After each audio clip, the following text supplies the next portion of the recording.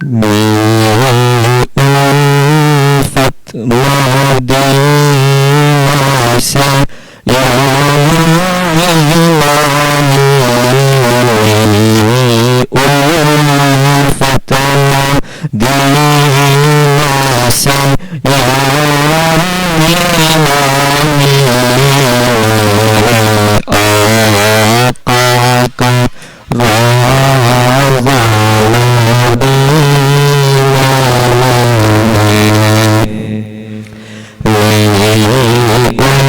الفت مدینے سے یا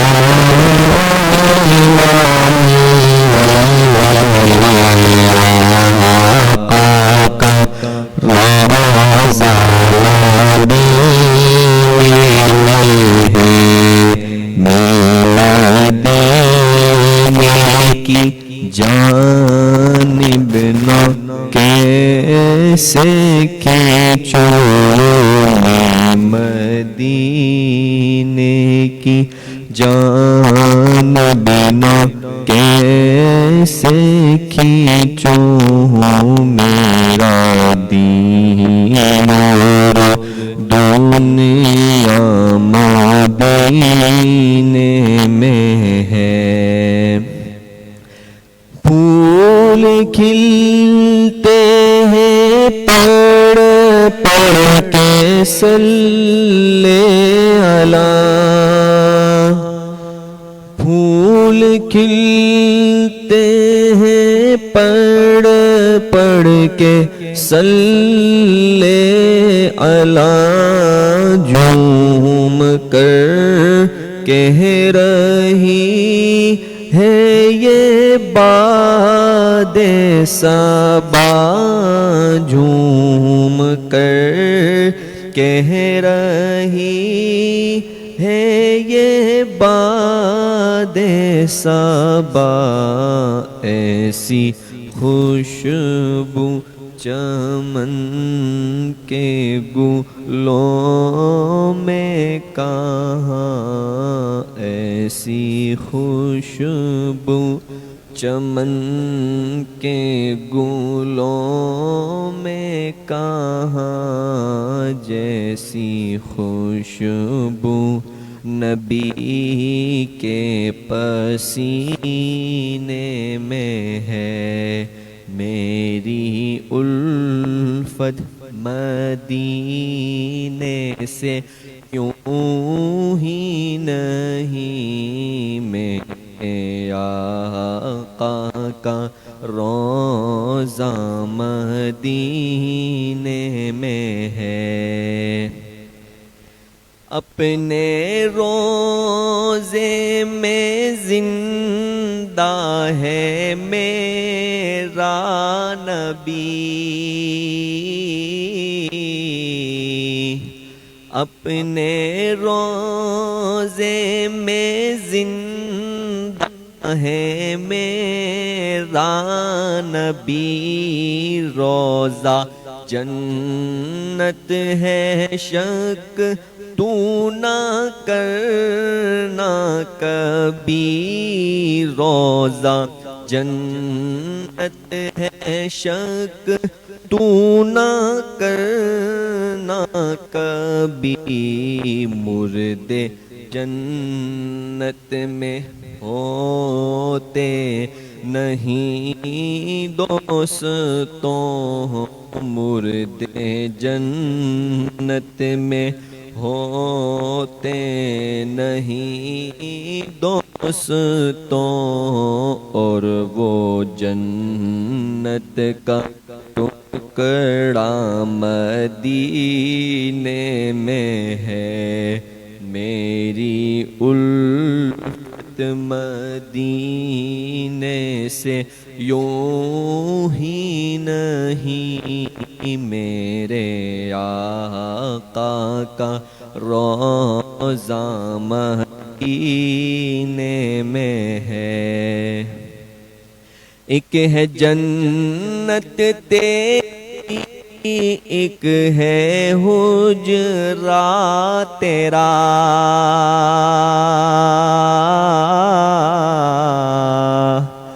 ایک ہے جنت تیری، ایک ہے حجرا تیرا، میرے مولا بتا اب میں جاؤں کہاں، میرے مولا بتا اب میں جاؤں کہاں، بھیج دی رب نے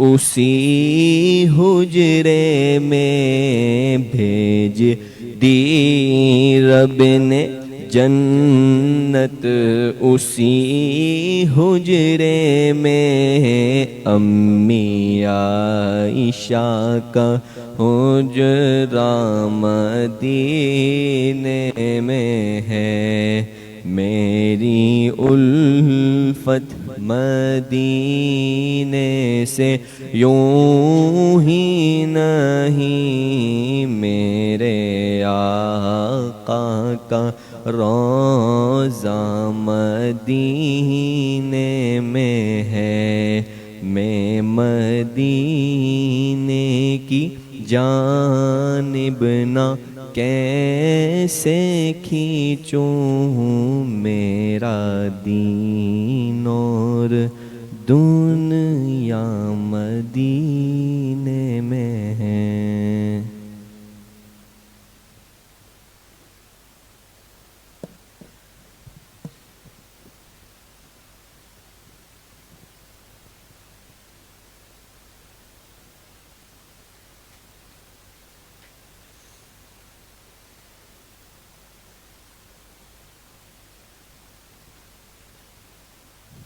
بسم اللہ الرحمن الرحیم، نحمده ونصلي ونسلم على رسوله الكريم، اما بعد فاعوذ باللہ من الشیطان الرجیم، بسم اللہ الرحمن الرحیم، وننزل من القرآن ما هو شفاء ورحمة للمؤمنین، وقال رسول اللہ صلی اللہ علیہ وسلم القرآن حجت لک او علیک، صدق اللہ وصدق رسولہ النبی الکریم، اللہم صل علی سیدنا ومولانا محمد وعلی آل سیدنا ومولانا محمد وبارک وسلم۔ اللہ سبحانہ وتعالی کا بہت بڑا کرم اور احسان ہے کہ ہر ہفتے تھوڑا سا وقت نکال کر دین کی بات سننے کی نسبت سے سب یہاں جمع ہوتے ہیں۔ اللہ پاک آپ سب کی اس حاضری کو، اس طلب کو، بیٹھنے کو، سننے اور سنانے کو اپنی بارگاہ عالیہ میں قبول فرمائے، اور ہم سب کے ظاہر و باطن کی اصلاح کا ذریعہ بنائے۔ لیکن آج کی اس اصلاحی مجلس کے ساتھ ایک اور عنوان اور ایک اور خوشی بھی شامل ہے کہ الحمدللہ طالبات کی تکمیل قرآن کریم کی دعائیت بھی ہے، اور اس میں ماشاءاللہ 2 طالبات حفظ کی ہے، باقی طالبات ناظرہ کی تکمیل کرنے والی ہیں۔ یہ ہم سب کے لیے اور بالخصوص ان بچیوں کے والدین کے لیے سب سے بڑھ کر، اور ان کے اعزہ اور اقربا کے لیے بڑی ہی سعادت اور خوش نصیبی کی بات ہے، اس لیے کہ اولاد کے بعد پھر والدین کی ساری خوشیوں کے معاملات ان سے جڑ جاتے ہیں۔ اولاد کا ترقی کرنا، علمی کمال حاصل کرنا، اوپر کی طرف جانا، عروج پانا، یہ حقیقت میں والدین کا عروج ہوتا ہے۔ اولاد خوش ہو تو والدین کی خوشی دگنی ہوتی ہے۔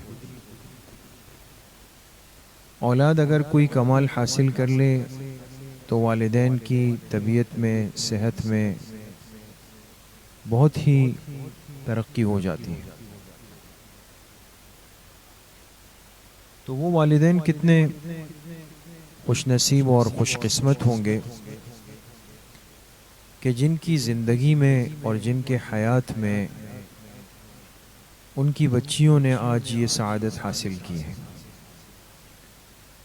اور ساری دنیا کی ترقیاں ایک طرف ہو جائے، ساری دنیا کے کمالات ایک طرف ہو جائیں، ساری دنیا کی خوشیاں ایک طرف ہو جائیں، یقین کریں آج کے دن کی جو یہ خوشی ہے، قرآن پاک کی تکمیل کی جو خوشی ہے، اس کا کوئی مقابلہ نہیں کیا جا سکتا۔ اس لیے مبارکباد کے نہایت مستحق ہوتے ہیں وہ والدین جو اپنی اولاد کو اس عالی اور عظیم کام کے لیے منتخب کر لیں، اس کام کے لیے ان کو چن لیں۔ حدیث پاک میں ایسے والدین کے لیے بڑی بشارت ہے، بڑی خوشخبری ہے کہ جس کے بچے نے یا بچی نے قرآن پاک کے حفظ کی تکمیل کی،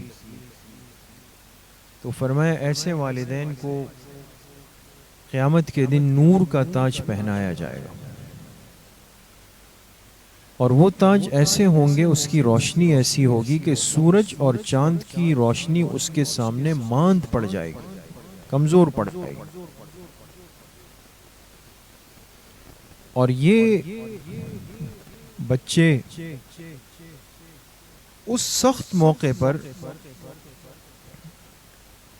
اس بات کے حقدار پائیں گے کہ یہ ایسے 10 افراد کے لیے شفاعت اور سفارش کر سکیں گے جن کے لیے جہنم واجب ہو چکی ہو۔ تو کتنے قیمتی بچے ہیں، کتنی قیمتی بچیاں ہیں۔ تو آج ہم جتنا اس بات پر اللہ کا شکر ادا کریں وہ کم ہے کہ اس عالی اور دین کے اتنے خوبصورت کام کے لیے اللہ نے آپ کو توفیق دی۔ آپ بھی اگر چاہتے اپنے بچوں اور بچیوں کے لیے کوئی اور راستہ طے کر سکتے تھے، منتخب کر سکتے تھے، لیکن آپ نے ان کو اس دین کے راستے کے، قرآن پاک کے سیکھنے کے راستے کے لیے وقف کر دیا۔ اور ابھی اس بیان سے پہلے نیچے ہمارے ہاں ہر ہفتے کے دن ایک بیان ہوتا ہے جو صرف حفظ و ناظرہ کے بچوں اور اسکول کے بچوں کے لیے ہوتا ہے۔ ہفتے کے دن ہم 3 مجلسیں کرتے ہیں۔ سب سے پہلے حفظ و ناظرہ اور اسکول کے بچوں سے 15 منٹ بات ہوتی ہے، پھر مستورات سے، پھر عصر کے بعد کتابوں کے طلباء اور عام حضرات سے۔ تو وہ جو پہلی مجلس ہے وہ تو بالکل معصوم چھوٹے بچے ہوتے ہیں نا، اس میں اتنی زیادہ سمجھداری نہیں ہوتی۔ تو بہت ضروری ہوتا ہے کہ ہم ان کی سطح پہ، ان کے ذہن پر اتر کے ان سے کوئی بات کریں ہنسی مذاق کے اندر، ورنہ ہائی فائی باتیں یا بڑی باتیں وہ ان کی نہ سمجھ کی ہے نہ اس کا کوئی فائدہ ہے۔ تو ابھی ان سے بات کرنے گیا تو میں نے ان سے عرض کیا کہ دیکھیں یہ اس سال کے آخری مہینے کا آخری عشرہ ہے، اور 20 دسمبر کے بعد ہمارے ہاں یہ نظام ہے اسکولوں میں اور تمام تعلیمی اداروں میں، کالج یونیورسٹیز میں، کہ موسم سرما کی، سردیوں کی تعطیلات، چھٹیاں ہوتی ہیں، 10-12 دن چھٹیاں ہوتی ہیں، اور اسکول کی زندگی میں یہ ہوتا ہے، ہم بھی گزار چکے ہیں۔ تو ایک طالب علم کو بڑا انتظار ہوتا ہے، بلکہ اب تو بڑوں کو بھی ہوتا ہے، سب کو ہوتا ہے کہ بھئی کب چھٹیاں ہوں گی اور ہمیں تھوڑی فراغت مل جائے۔ اب چونکہ وہ تو بچے ہیں تو میں نے ان سے کہا کہ آپ کے بہت سارے دوست ہوں گے، رشتہ دار ہوں گے، محلے کے ساتھی ہوں گے، وہ اسکول میں پڑھتے ہوں گے، اور وہ آپ سے یقیناً کہتے ہوں گے کہ جی آپ کی چھٹیاں نہیں ہوئی، آپ کی سردیوں کی ونٹر ویکیشن نہیں ہوئی آپ لوگوں کی۔ تو انسان ہے، اس پہ بوجھ آ جاتا ہے بعض دفعہ، اور وہ سوچتا ہے کہ بھئی یہ کتنا اچھا اور خوش نصیب ہے، کس کی دعا اس کو لگ گئی ہے کہ اس کی 10 دن کی چھٹیاں ہو رہی ہیں۔ تو حفظ ناظرہ کے بچے اور بچیاں بعض دفعہ یہ سمجھ لیں کہ پریشان ہو جائیں گے کہ جی ہماری تو چھٹیاں ہی نہیں ہیں. تو میں نے ان سے عرض کیا اور آپ سے بھی ابھی یہ بات عرض کرنا چاہتا ہوں، تمام طالبات سے خاص طور پہ، کہ ہمارے اکابر نے، بزرگوں نے لکھا ہے کہ دین کے کام کے لیے اللہ جس کو قبول کر لے اس کی چھٹی نہیں ہوتی، اس کی چھٹی نہیں ہوتی. کیوں؟ اس لیے کہ وہ بندہ جو اللہ کے دین کے لیے چن لیا جائے، جو منتخب ہو جائے، خاص ہو جائے، وہ اللہ پاک کا محبوب بن جاتا ہے. اور محبت، جہاں پر محبت کا رشتہ قائم ہو، وہاں کے اصول اور ضابطے بالکل الگ ہوتے ہیں. اس لیے اردو کا ہمارا ایک بڑا مشہور شعر ہے، عاشقانہ سا شعر ہے.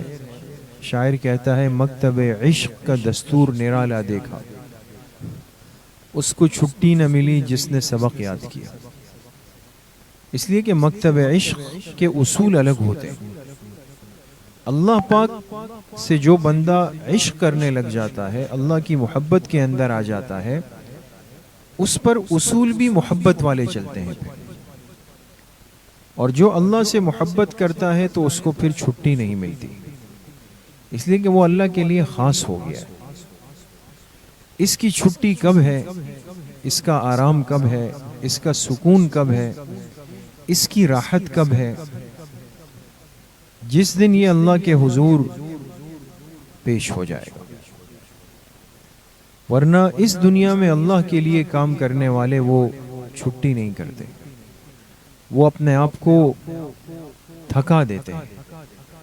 ہمارے حضرت مفتی صاحب نور اللہ مرقدہ، اللہ ان کی بال بال مغفرت فرمائے، وہ اپنے آپ کو تھکا چکے تھے اس کام کے لیے، سارے شعبوں کے لیے، دین اس محنت کے لیے. انہوں نے وہ کام کیا جو بقول علماء کے 100 سال میں کام ہوتا ہے. مفتی صاحب نے 44 سال عمر میں اور صرف 15 سال اس مدرسے کو دے کر کے وہ کام کیا. اس لیے جب ان کا انتقال ہوا اور ہم جب گئے ان کے پاس، تو یقین کریں ایسا مجھے لگا پہلی نظر میں جیسے گہرے نیند اور سکون میں چل گئے. تو بے ساختہ میری زبان سے نکلا کہ آپ بہت تھک گئے تھے، ابھی آرام کر لیں. تھکا چکے تھے اپنے آپ کو. تو اس لیے دین کے لیے جو منتخب ہو جائے وہ چھٹی نہیں کرتا، نہ وہ چھٹی کا طلبگار ہوتا ہے، وہ تو اللہ پاک کا منتخب ہوتا ہے. تو ان بچیوں نے جو پڑھا ہے آج، ظاہر سی بات ہے اس پر ان کے والدین کی والداؤں کی بڑی محنتیں ہیں. آسان نہیں ہے اولاد کی تعلیم اور تربیت میں جان لگانا، یہ بہت مشکل ہوتا ہے. تو مبارکباد کی مستحق ہے وہ ساری مستورات کہ آج جن کی بچیاں وہ اس اعزاز کو حاصل کر رہی ہے اور اپنے والدین اور اپنے خاندان کے لیے ذریعہ فخر اور امتیاز بننے جا رہی ہے. ان بچیوں سے یہ نصیحت ہے، درخواست ہے کہ آپ نے اپنے مقام اور منصب کو پہچاننا ہے. اب آپ کا حکم الگ ہے. قرآن کریم میں اللہ پاک نے ازواج مطہرات کا جب تذکرہ فرمایا نا، تو کیا فرمایا؟ یا نساء النبی لستن کاحد من النساء، اے میرے پیغمبر کی بیویوں تم عام عورتوں کی طرح نہیں ہو. تم اپنے آپ کو عام عورت مت سمجھنا، تمہاری نسبت اعلیٰ ہے، تمہارا اعزاز اعلیٰ ہے، اور تمہارا مقام بہت اعلیٰ ہے، بہت اونچا ہے. جب میرے پاک پیغمبر کی نسبت تمہیں حاصل ہے تو کبھی اپنے آپ کو عام مت سمجھنا. وہ سوچ، وہ جذبات، وہ تقاضے، وہ مطالبات ذہن میں مت لاؤ جو عام عورتوں کے ذہن میں ہو سکتے ہیں. تو اسی لیے جو دین کی طالبہ ہے، جس نے حفظ کیا، ناظرہ مکمل کیا یا علم دین حاصل کیا، تعلیم دین کورس کی تکمیل کر لی، وہ عام عورت کی طرح اب نہیں ہے۔ اب اللہ نے اس کو ایک اعزاز دے دیا، اس نے اپنی پوری زندگی اب اللہ کی رضا کے مطابق گزارنی، اور کبھی بھی اس نعمت کے ملنے کے بعد اپنے آپ کو عجب میں مبتلا نہ کریں، اس لیے کہ شیطان سب سے زیادہ ایک عالم کو، عالمہ کو، حافظ کو، حافظہ کو جو خراب کرتا ہے، نقصان پہنچاتا ہے، وہ تکبر کے راستے سے، عجب کے راستے سے، بڑائی کے راستے سے۔ وہ ان کو احساس دلاتا ہے کہ دیکھو تم نے حفظ کر لیا، 30 پارے یاد کر لیے، تم نے دین کا علم حاصل کر لیا، 6 سال مدرسے کو دے دیے، تم نے تعلیم دین کورس 2 سال لگا کر سرٹیفکیٹ لے لی، تو دل میں عجب آتا ہے۔ اپنے باقی بہن بھائی عجیب سے لگتے ہیں، بعض دفعہ والدین عجیب سے لگتے ہیں، خاندان کی مستورات بچیاں عجیب سی لگتی ہیں کہ بھئی ان کو کیا پتہ ہے، ان کو تو قرآن بھی نہیں صحیح پڑھنا آتا، ان کو تو ان مسائل کا بھی نہیں پتا، اور مجھے دیکھو میں نے تو حفظ کیا ہے، میں نے تو علم حاصل کیا ہے، میں بہت کچھ کر سکتی ہوں۔ جس دن یہ تکبر، یہ عجب، یہ شہرت، یہ بڑائی کا مزاج اندر آ گیا، اللہ کی رحمت سے محرومی شروع ہو جاتی۔ تو اس لیے بچیاں عجب کے گناہ سے اپنے آپ کو تواضع، عاجزی، انکساری اپنے اندر پیدا کریں، اور اس کے ساتھ ساتھ چونکہ آپ کی زندگی ایسی ہے کہ آپ سب نے انشاءاللہ آگے جا کر کسی نہ کسی گھر کی عزت اور زینت بننا ہے۔ اللہ آپ کے نصیب اچھے فرمائے، آپ کو خوشیاں نصیب فرمائے، آپ کی وجہ سے آپ کے والدین کی آنکھوں کو ٹھنڈا فرمائے۔ جب بھی آپ اپنی نئی زندگی کا آغاز کریں تو خدمت کا جذبہ اپنے اندر رکھیں۔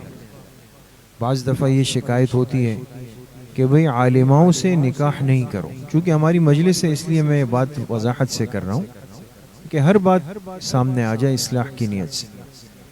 تو بعض لوگ کہتے ہیں بھائی عالمہ سے رشتہ نہیں، کیوں جی؟ کہتے ہیں بھئی اس نے علم حاصل کیا ہوتا ہے، وہ کہتی ہے جی میرے ذمہ ساس سسر کی خدمت نہیں ہے، میرے ذمہ تو فلاں کی خدمت نہیں ہے، میرے ذمہ تو فلاں کام نہیں ہے، جھاڑو پوچھا میرے ذمہ نہیں ہے، ہانڈی پکانا میرے ذمہ نہیں ہے، میرے لیے تو الگ باورچی خانہ ہو، میرے لیے الگ گھر ہو۔ تو بھائی یہ چیزیں کر کے خدا را اپنے مدرسے اور اساتذہ کے لیے مصیبت نہ بنائے۔ آپ کے پاس اللہ کے دین کا علم آیا تو اسی درجے آپ کے اندر خدمت کا جذبہ بھی ہونا چاہیے، اس کا خیال رکھیں۔ تو یہ نصیحتیں تو ان بچیوں سے تھی اپنی، باقی جو ان کی مستورات خواتین والدات اگر بیٹھی ہوئی ہیں ان سے بھی 1-2 باتیں میں عرض کر رہا ہوں، 2 باتیں بس، مختصراً وقت نہیں ہے۔ پہلی بات تو یہ ہے ان سے کہ آج مدرسے نے ان پر محنت کی، آپ کی بچی نے قرآن مکمل کیا۔ ہماری معلمات یہ کام کر سکتی تھی، ان کے ذمے لگا، انہوں نے اس میں خوب محنت کی، کوئی بھی ان کا حق ادا نہیں کر سکتا، ان کو آپ دعائیں دیں، لیکن آپ کے ذمے ان بچیوں کی تربیت ہے، ان کو سگھڑ بنانا ہے، ان کو زندگی گزارنے کا سلیقہ سکھانا ہے، ان کو گھر گرستی کے آداب سکھائیں، تربیت دیں، ابھی سے سکھائیں۔ کل کو بھیجتے ہوئے یہ مت کہیں کسی کو کہ جی اس نے ساری زندگی پڑھا ہے، ہم نے تو بڑے ناز و نام سے پالا ہے، اس کو کچھ بھی نہیں آتا، اس کو تنگ مت کی۔ یہ کون سی نادانی کی باتیں؟ ابھی سے ان کو سکھائیں، کارآمد بنائیں، احساس ہو کہ ایک طالبہ اچھی خادمہ بھی ہے، خدمت کا ذوق بھی رکھتی ہے، سب کا خیال رکھ سکتی ہے۔ تو دوسری بات یہ ہے کہ جب تک ان کی آگے کی زندگی ابھی طے نہیں ہوتی تو ان کو صرف ہمارے حضرت ڈاکٹر صاحب رحمۃ اللہ علیہ فرماتے تھے گھر کی ماسی بنا کر نہ رکھیں، گھر کے بچوں کو ان کے پاس بٹھائیں، خود ان کے پاس بیٹھ کے قرآن صحیح کریں، محلے کی بچیوں کو ان کے ساتھ بٹھائیں تاکہ کچھ ماحول بنے، ان کا جو سیکھا ہوا علم اور قرآن ہے وہ کام میں آ جائے۔ بہرحال تمام مستورات کو مبارکباد پیش کرتے ہیں، اللہ سب کے لیے باعث خیر و برکت فرمائے، قبول فرمائے۔ ہمارے اس ادارے کو اللہ دن دگنی رات چگنی ترقیات نصیب فرمائے. وآخر دعوانا ان الحمدللہ رب العالمین. الحمدللہ رب العالمین والصلاة والسلام علی سید الانبیاء والمرسلین سیدنا وسندنا وحبیبنا وشفیعنا وقرۃ اعیننا محمد وآلہ وصحبہ اجمعین. یا اللہ یا ارحم الراحمین، جن طالبات بچیوں نے قرآن کی تکمیل کی ہے انہیں اپنی شان کے مطابق خوشیاں برکتیں نصیب فرما. ان کے والدین، ان کی معلمات، ان کے خاندان والوں کو دنیا آخرت کی خوشیاں اور برکتیں یا اللہ نصیب فرما، آسانیاں نصیب فرما. ان کے رزق میں، مال میں خوب برکتیں نصیب فرما. تمام مرحومین کی کامل مغفرت فرما. ہماری والدہ مرحومہ حضرت مفتی صاحب نور اللہ مرقدہم سب کے درجات کو بلند فرما. وآخر دعوانا ان الحمدللہ رب العالمین وصلی اللہ علی النبی الکریم وآلہ وسلم. یا ارحم الراحمین. السلام علیکم.